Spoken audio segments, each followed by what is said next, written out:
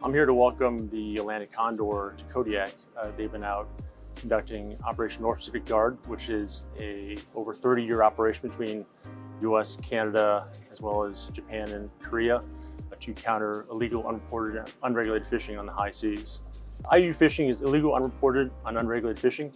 It is the collective theft of fish on the global commons on the high seas. It undermines sovereignty of nations and economic gains by otherwise legal fishermen trying to make a living.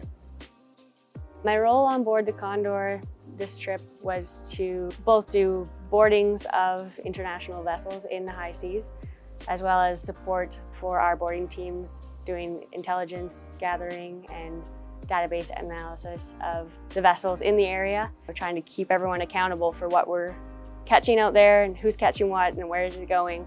It's a big portion of trying to figure out the puzzle of the Pacific Ocean and where our fish are and what's happening.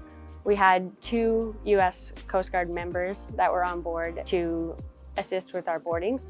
They mainly were able to provide some expertise on how things are done from the US Coast Guard perspective, and we were able to incorporate that into how our boarding teams operated.